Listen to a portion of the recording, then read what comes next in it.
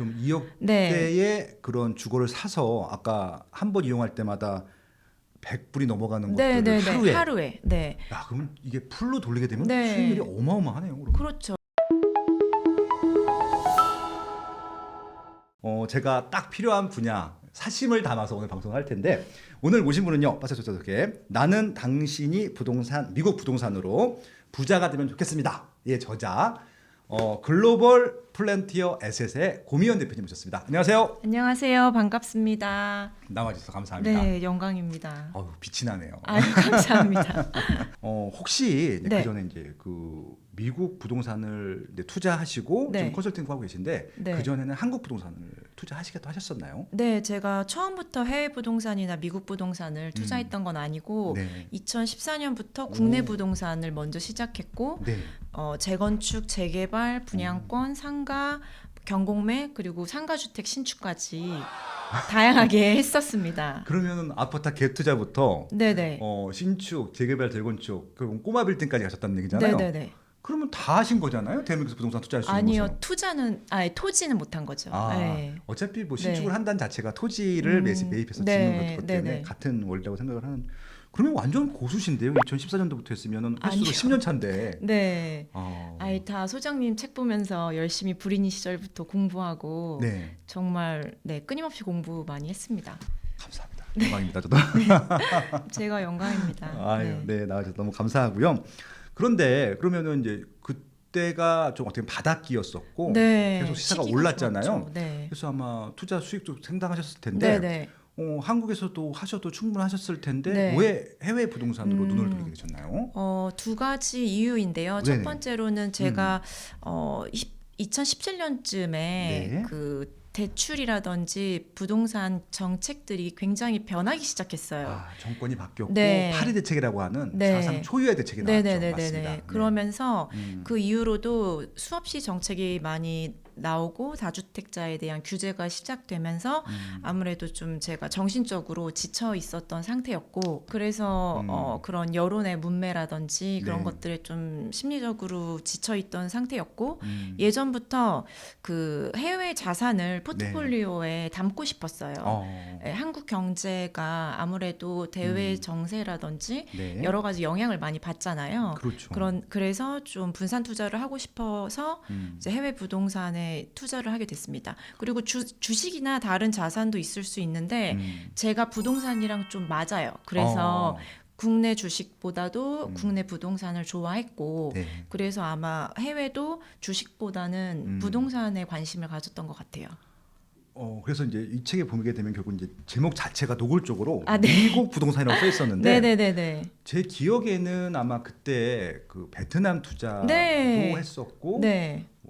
그 전 시기엔 또 일본 부동산도 있었던 네. 것 같기도 하고 맞아요. 그랬었는데 네. 미국 부동산에 어떻게 네. 보면 좀 꽂히시고 네. 또 수익도 많이 내시고 심지어는 이제 컨설팅까지 할 수 있는 그런 네. 경지에 오르셨잖아요. 네네네. 미국 부동산이 좀 특별했나요? 아니면 좀 그전에 다른 네. 지역 부동산을 해봤는데 안 되신 건가? 그게 궁금하기도 네네. 하네요. 제가 원래 2017년에는 베트남에 먼저 답사를 그렇죠. 갔습니다. 그때 네네. 베트남 호치민이 굉장히 성장하고 있었거든요. 네, 맞습니다. 네. 그런데 결국에 임장 답사를 하고 5가지 이유 때문에 투자를 하지 않기로 결정을 했거든요. 이유가 5가지나 있었습니까? 네. 한두 개도 아니고? 네. 어떤 네. 이유들이에요? 저의 개인적인 이유인데 예. 첫 번째로는 사회주의 국가의 한계를 느꼈고 네. 두 번째로는 현지인 분양가랑 외국인 분양가가 이중 가격이에요. 그렇죠. 외국인 분양가가 더 비싸요. 미국은 네. 그렇지 않거든요. 네네. 그리고 세 번째로는 인허가와 시행과 분양 과정이 네. 불투명하다는 느낌을 받았고요. 그리고 네 번째는 가장 중요한 것 중에 하나가 외국인에게는 토지 소유권을 주지 않습니다. 사회주의이기 때문에. 네, 그래서 이용권이죠, 이용권. 그렇죠. 일정 이용권입니다. 기간, 50년 기간 동안 임대하는 형식이고. 그렇죠. 중국도 그러니까. 맞습니다. 예. 그리고 마지막으로는 대출이 전혀 불가능했거든요. 외국인은. 그렇죠. 저도 네. 이거 베트남 투자 한번 알아봤을 때 제일 막혔던 부분이 대출이었거든요. 네네. 결국 생돈을 넣어야 되는데 네네네네. 그러고 보면 한국 부동산 하지 그런 생각이 들긴 네, 했었거든요. 그래서 대출이 전혀 되질 않아가지고 그런 저런 이유로 투자를 안 했습니다. 첫 관심은 베트남이었었는데 갑자기 미국으로 선택하게 네, 되시는 이유가 있나요? 그렇게 해외 부동산에 대해서 관심을 가지고 있다가 우연히 그 이듬해에 그 미국 하와이로 여행을 가게 된 거예요. 너무 좋죠. 네. 저도 해외에서 한 군데 여행 가라고 하면 가고 싶은 데가 하와이예요. 네, 너무 좋았어요. 언제든지 숙소 내어드리겠습니다. 아, 있으세요? 네. 네. 그런데 네네. 호텔비를 알아봤는데 너무 비싼 거예요. 그리고 천차만별 진짜 너무 비싸죠. 비싸서 제가 그 상태가 좋지 않은데도 맞아요. 비싸서 모텔 수준 네. 되게 많잖아요. 맞아요. 그래서 제가 그 다음으로는 에어비앤비를 알아봤어요. 에어비앤비를 알아봤는데 정말 코딱지만한 원룸에 그렇죠. 50년, 70년 된 컨도미니엄이라고 하거든요. 그렇죠. 아니면 콘도텔이라고 하는데 그런 단기 숙박 시설이 하루에 120불. 정말 작은데 120불에 네. 거기에 세금에 뭐 플랫폼 수수료에 청소비에 주차비까지 막 그러니까 거기 붙어요. 주차비를 받고 네. 또 따로 발레비를 받아요. 달라고 그러더라고요. 그래서 네네네. 제가 하면 되는데 안 된대. 주차비를 달래. 네네. 신기하더라고요.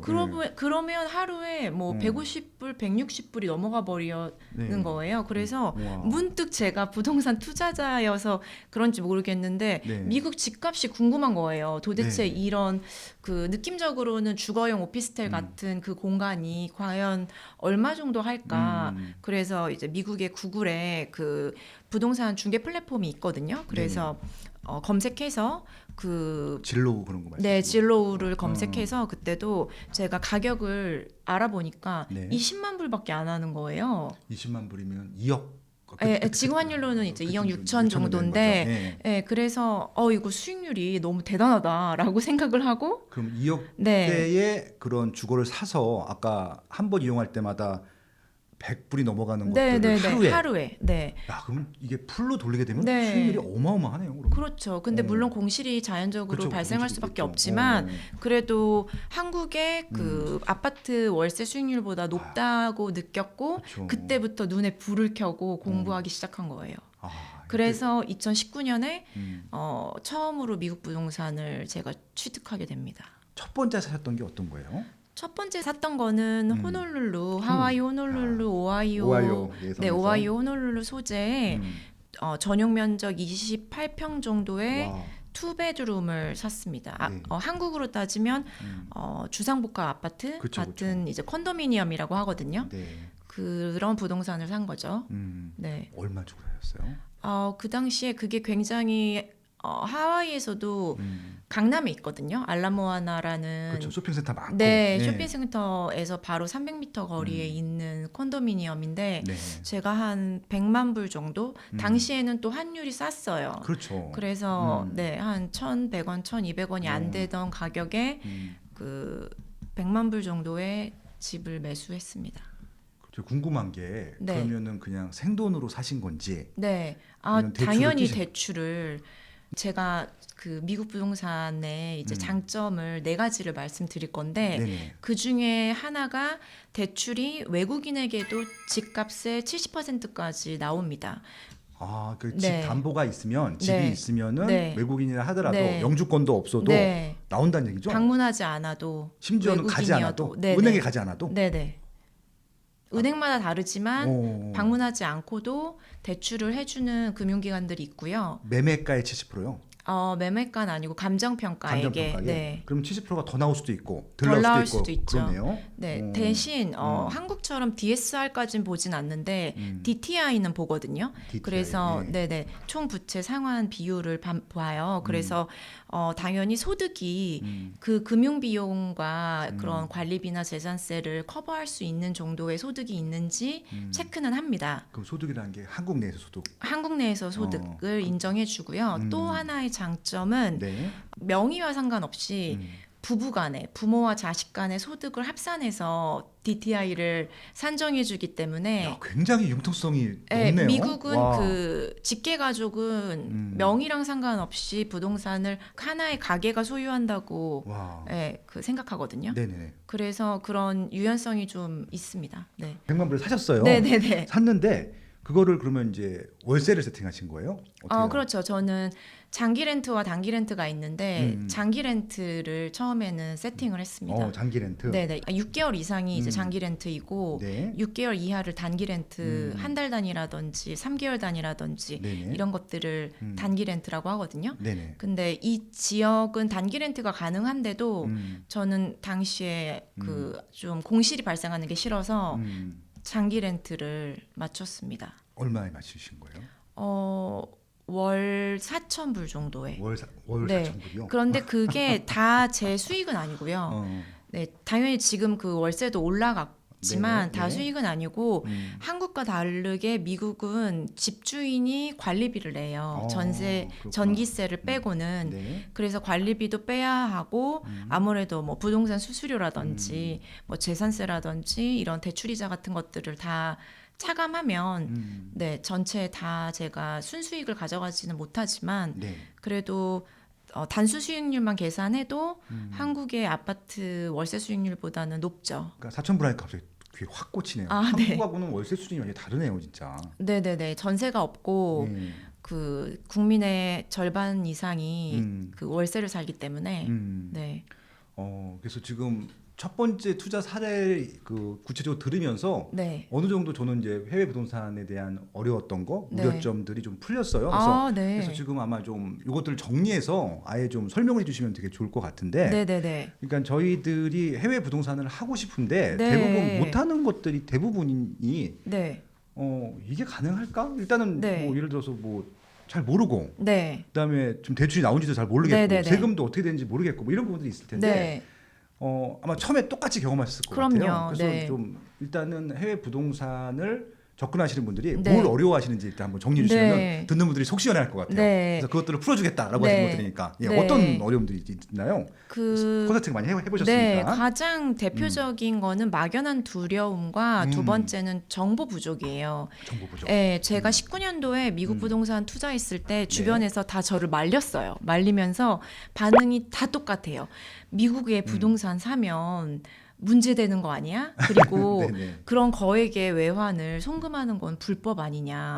그렇죠. 그렇게 그런 것들도 괜히 생각하시는- 범죄자가 느끼는 게 네, 맞아요. 그리고 세 번째로는 아니 지방에 있는 부동산도 관리를 못 하는데 미국에 있는 부동산을 어떻게 관리하냐? 그렇게 그렇죠. 걱정들을 많이 하셨고 또 더 이제 연세가 드신 분들은 이민 간 사람들이 네. 중개사한테 사기를 많이 당했는데 특히 너 사기 당한 거 아니냐? 외국인들 대상으로 그러니까 같은 동족끼리 사기친다 그런 얘기 많이 들었어요. 저도. 그렇게까지 말씀하시는 분도 있었고 또 영어를 엄청 유창하게 해야 살 수 있는 거 아니야? 이렇게들 다 반응이 거의 비슷했어요. 그러니까 영어를 못하니까 일단 그게 제일 네. 큰 장벽이었죠. 네. 그런데 이런 어려움 중에 어느 하나도 해결되지 않는 어려움은 없습니다. 왜냐하면 하나하나 좀 말씀을 드리면 네. 한국인도 신고와 세금 납부만 잘하면 네. 해외 부동산에 직접 투자하는 게 다 합법이에요. 그렇죠. 네, 당연히 비교적 큰 목돈이 드는 해외 부동산 투자도 그렇죠. 네. 합법적으로 신고하고 송금하실 수 있거든요. 네. 네, 그 신고만 잘하시면 돼요. 영어 못해도 돼요. 왜냐하면 영어를 잘하면 물론 좋죠. 하지만 두 가지가 네. 현지의 한인 공인중개사분들이 네. 한인이 또 네. 많이 하와이 정도면 많이 네, 계시네요. 많죠. 네. 그리고 어차피 한국 자산가들이 관심 있어 하는 미국의 주요 도시에는 한인 중개사분들이 굉장히 활발하게 활동하고 계세요. 그래서 그분들이 유튜브도 하고 블로그도 하고 그런 정보들을 무료로 제공하기도 하고 네. 하기 때문에 반드시 영어를 잘하실 필요가 없고 두 번째로는 네. 구글만 해도 요즘 번역이 너무 잘 됩니다. 그 계약서 같은 경우도 넣으면 대충 비슷하게 다 이해하실 수 있어요. 네, 그렇기 때문에 영어는 필수가 아닙니다. 그래서 또 어차피 하나도 못 하신다 하더라도 네. 한국인 에이전시가 있고 네. 예, 그리고 조금 하시는 분들은 워낙 뭐 파파고든 구글 네. 번역기든 있으니까 네, 그걸 네, 활용하게 네. 되면 문서도 쉽게 할 수 있다 하는 네. 것들. 네. 그리고 이제 살짝 제가 또 걱정했던 것 중에 하나가 네. 아까 말씀하신 대로 해외 송금 네, 부분들이었거든요. 네. 솔직히 이렇게 되면은 이게 어떻게 보면 살짝 불법을 저지른 것 같은 느낌이 아유, 살짝 아닙니다. 들어서 네. 이거는 얼마까지 네. 가능한 거예요? 그 주택 가격 본인 주택 가격만큼 신고만 하시면 네. 금액 제한은 없으세요. 그렇지만 신고는 반드시 하셔야 되는 거고 그렇죠. 일단 두 가지를 기억하셔야 되는 게 첫 번째는 지정 외국환 거래 은행으로 그 주거래 은행이나 주대출 채무 은행에 방문하셔서 네. 그 신청을 하셔야 돼요. 그리고 두 번째로는 한국은행이죠. 한국의 시중은행. 한국 시중은행. 네네네. 네. 그리고 두 번째로는 그 해외 부동산 취득 신고 수리서라는 서류를 네. 작성하게 돼 있어요. 네네. 이렇게 신고만 제대로 하시면 그 주거래 은행에서 그 저희가 그런 업무 절차나 서식이 서툴잖아요. 그렇죠. 주거래 은행에서 다 안내를 해주세요. 그러면 일단 영어에 대한 그 걱정을 이제 해소할 수 있었고 네. 해외 송금만 되면은 나머지는 또 한국에 에이전시가 있으니까 네. 그분이 중개도 해주실 거고 네. 그다음에 관리도 해주시지 않을까? 그렇죠. 그러면 네. 똑같네 한국이랑 그다음부터는. 네, 맞습니다. 오히려 관리 서비스는 미국이 더 발달돼 있어요. 그렇겠죠. 왜냐하면 네. 미국이 워낙에 서비스업이 발달되어 있고 공인중개사분들의 업무 영역이 네. 세 가지예요. 우리나라처럼 다 하시지 않아요. 뭐냐면 네. 이제 상업용 부동산 매매 전문가, 그 주택 매매 전문가, 네. 그리고 임대 관리 전문가. 임대 관리가 네. 또 하나 파트가 있구나. 네네네. 프로퍼티 매니지먼트라고 해서 네. 그런 관리를 일반인이 하는 게 아니고 공인중개사들이 하세요. 네. 네, 법인도 많고 개인 공인중개사 브로커리지 펌도 많고 네네. 그러기 때문에 그 오히려 한국보다도 원격으로 위탁을 맡겨놓고 수수료는 나가지만 그렇죠. 관리하기는 편하죠. 네. 네. 이분이 모든 것들 어떻게 보면 그 임차인들의 클레임들을 다 알아서 처리해 주시는 거죠. 그럼요. 임차인 선별부터 인터뷰부터 커뮤니케이션, 키 전달해주고 받고 집 점검하고 그런 것들 그리고 단기 렌트 같은 경우에는 소모품 채워주고 네. 이런 것까지 다 해줍니다. 그러면은 오히려 한국 부동산 투자하는 것도 더 쉬울 수도 있겠다는 생각이 갑자기 드네요.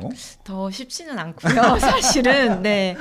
그 물리적인 장벽이 있죠. 네, 급할 그렇죠. 때는 내가 하루아침에 갈 수는 없으니까. 네네. 하지만 막연한 두려움을 가지시지 말고 네네. 공부를 좀 해보시면 좀만 손품을 팔아보시면 네. 불가능하지 않다. 네, 라는 말씀을 드리고 싶습니다. 여러분들의 투자 대상의 범위가 오늘 방송 위에 좀 넓어질 것 같고요. 특히 미국 부동산에 아마 관심 가지실 분들이 많을 것 같습니다.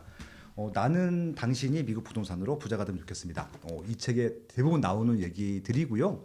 아마 이제 지금 말씀하신 것들은 거의 헤드라인만 말씀 주셨다고 생각하시면 될 것 같고 이 책을 한번 꼭 읽어보시면 좋을 것 같고 블로그도 아마 제가 똑같은 걸로 봤었는데 글로벌 프론티어 코미의 코미, 투자 전략 노트. 코미가 고미연의 코미인 거죠? 네, 맞아요. 제 어릴 때부터 별명입니다.